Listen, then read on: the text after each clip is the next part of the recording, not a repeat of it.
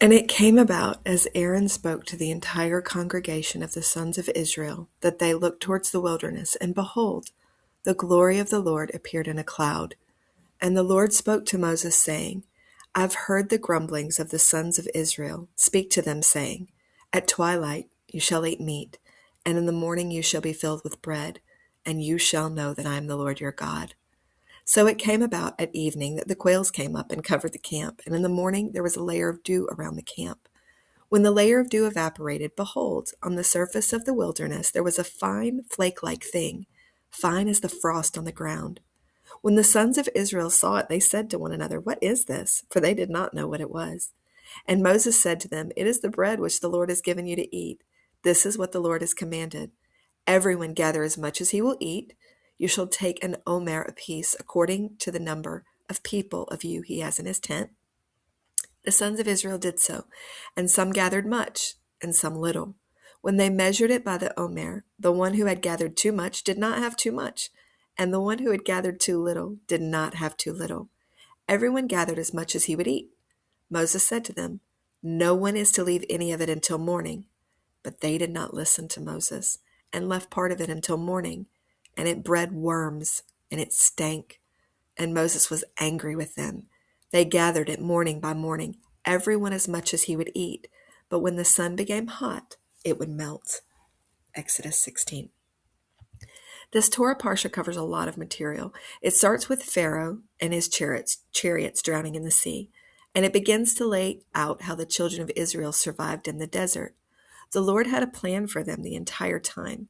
He knew what he wanted to provide for them. This story mentions many times how the children of Israel were grumbling and complaining about their lives after leaving Egypt. Why do you think they were complaining? Pause. Take a moment to talk about it. Being in a new place is scary. Going from having a roof over to your head as a slave to sleeping under the stars in a huge desert is a very big change. In Egypt, they had food to eat because there were gardens, and the Nile River made the land fertile. Do you think there was an abundance of food growing in the desert?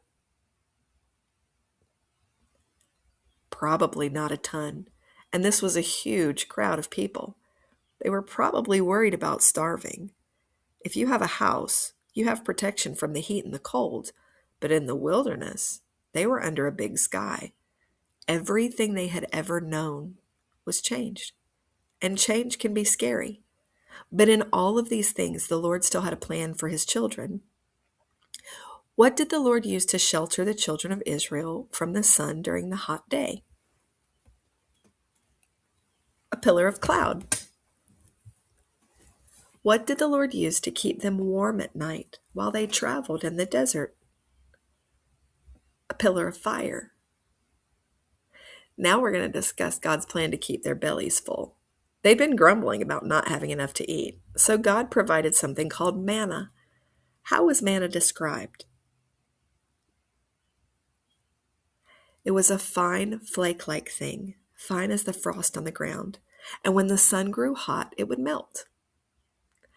What were the rules the Lord gave to the people concerning the gathering of manna? Pause. Go back and read. Think about it. Gather as much as you can eat for one day. Don't leave any until morning. Eat what you gather, and gather double on the day before Shabbat so you don't have to work on the Sabbath. Did the people listen to God's rules on collecting manna? The verses above say that they gathered too much, and some people tried to leave it until morning. But what happened with the leftovers? It bred worms, and it smelled bad. Moses got angry with the people for not trusting the Lord.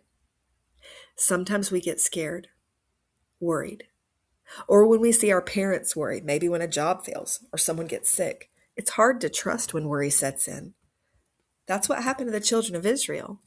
So some of the people tried to gather extra just in case the Lord didn't provide for the next day. They were afraid. They forgot to trust. They figured that they could provide for themselves in the event that he had forgotten them. But the problem is, Adonai does not forget his children. His plans are perfect, even if they take longer than we expect. The Lord told them that he would provide for them their daily bread. He would give them everything they absolutely needed to survive on that journey, and he demanded that they listen to his instructions. When they chose not to, he had to show them that he indeed was God. What he desired was their trust. It's the same thing he desires of us today. Follow my commands, and I'll provide your needs. I am. He wants to be our everything, and he desires our trust and faith. How can we learn to trust the Lord more? Take a moment to really think about that. Talk it over.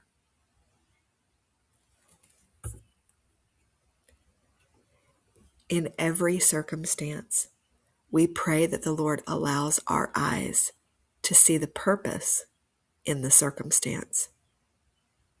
In every moment, we ask our focus to be returned to his plan for his glory for eternity.